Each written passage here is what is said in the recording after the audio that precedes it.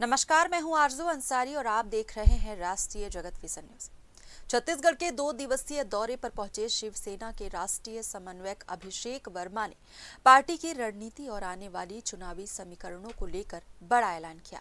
वर्मा ने कहा कि उनकी पार्टी अगले 3 सालों में राष्ट्रीय पार्टी का दर्जा हासिल करने की दिशा में काम करेगी और शिवसेना एनडीए गठबंधन का हिस्सा रहते हुए ही चुनाव लड़ेगी।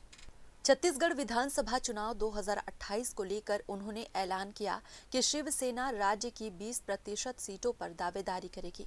उन्होंने बीजेपी और शिवसेना के रिश्तों को बड़े और छोटे भाई जैसा बताते हुए कहा कि दोनों दल हिंदुत्व और सनातन की रक्षा के लिए साथ खड़े हैं।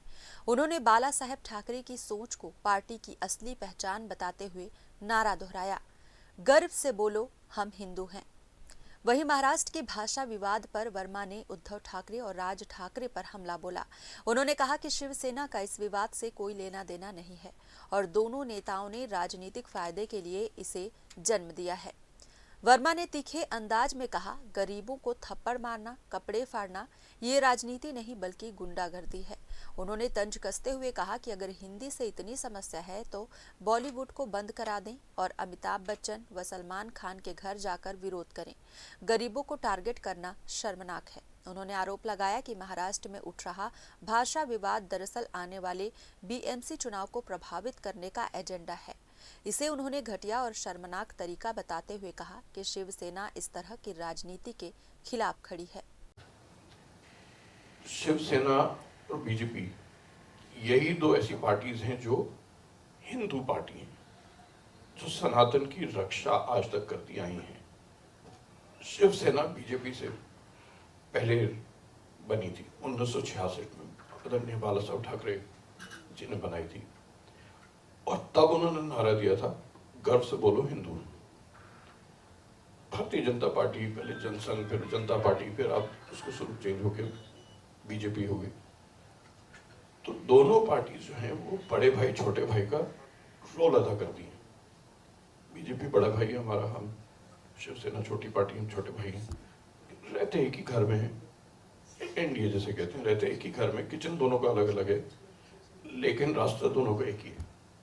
तो शिवसेना में हम लोग अब, क्योंकि बीच में बाला साहब ठाकरे जब गए तो आदरणीय बाला साहब ठाकरे जब गए तो उनके बेटे आ गए, तो बेटे ने, उद्धव जी ने, वो दूसरे डायरेक्शन में ले गए और उन्होंने अपने सिद्धांतों के साथ, पार्टी के सिद्धांतों के साथ कॉम्प्रोमाइज किया, जिसकी वजह से कई नहीं, ज्यादातर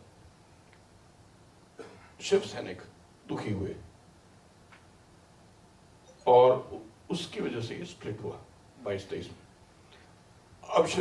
अब शिवसेना नेशनल रोल चाहती है और हमने एज ए पार्टी, आदरणीय शिंदे जी जो हमारे प्रमुख हैं, उनके बेटे श्रीकांत शिंदे जो लोकसभा के एमपी हैं और बड़े पदाधिकारी, हमने सबने मिलकर जॉइंटली डिस्कस किया कि अब हम शिवसेना को पूरे हिंदुस्तान में नेशनल पार्टी बनाएंगे और हर स्टेट में बीजेपी और छोटी जो भी अलायंस पार्टी होती हैं, चाहे निषाद हो पार्टी, चाहे अनुप्रिया पटेल जी की हो, चाहे कोई भी साउथ की पार्टी हो, उससे बात करके हम हर स्टेट में भागीदारी लेने की कोशिश करेंगे और कुछ सीटों पे चुनाव लड़ेंगे।